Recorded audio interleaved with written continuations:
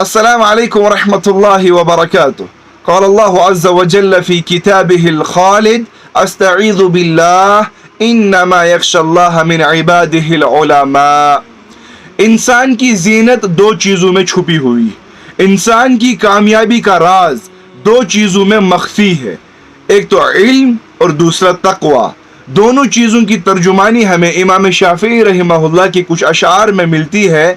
علم اور تقوی کا آپس کا ایسا رابطہ بیان فرمایا، اصبر علی مر الجفا من معلم فإن رسوب العلم فی نفراته۔ اپنے استاد کی ڈانٹ کی تلخی پر صبر کرو۔ اگر کبھی کبھار آپ کا استاد آپ کو ڈانٹے تو یہ خیر خواہی سمجھو، اس سے فرار اختیار کرنا، اس کو پس پشت ڈالنا، یہ آپ کے لیے علم سے محرومی کا سبب ہو سکتا ہے۔ اس کے بعد فرماتے ہیں وَمَن لَمْ يَذُقْ مُرَّ التَّعَلُّمِ سَاعَةً تَجَرَّأَ ذُلَّ الْجَهْلِ طُولَ حَيَاتِهِ۔ ایک شخص نے علم کے راستے میں کوئی مشقت اختیار نہیں کی، اس کو کوئی محنت نہیں کرنی پڑی، سب کچھ اس کو پکا پکایا ہوا مل گیا، بغیر تحقیق کے، بغیر تنقیب کے انسان پڑھ رہا ہے، لیکن اس کا مزاج محنت اور مشقت کا نہیں رہا، تو جب اس کی عمر ڈھلتی جائے گی تو اس پر جہالت سوار ہوگی، اس پر جہالت سوار ہونے کی وجہ سے اس کو ذلت اٹھانی پڑے گی۔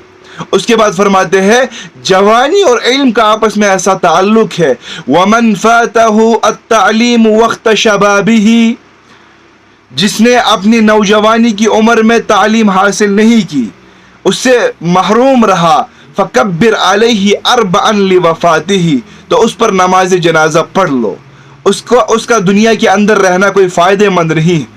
نوجوان کا علم سے دور ہونا، تعلیم سے دور ہونا، یہ ایسا ہی ہے جیسا کہ وہ دنیا میں ہے ہی نہیں، اس کی زندگی کی جو مثال ہے وہ ایک مردے کی سی۔ اس لیے علم اور نوجوانی دونوں کی قدر کرنی چاہیے۔ اس کے بعد آخری شعر جو ان کا اس زینت الانسان کے اندر فرمایا گیا ہے وَذَاتُ الْفَتَى وَاللَّهِ بِالْعِلْمِ وَالتُّقَى إِذَا لَمْ يَكُونَا لَا اعْتِبَارَ لِذَاتِهِ۔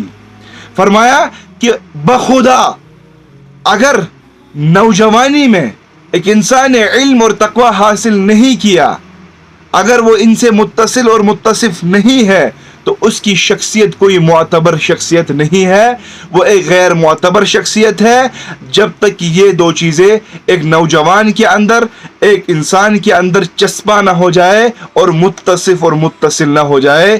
اللہ تبارک و تعالی ہمیں ان دونوں چیزوں سے سرفراز فرمائے۔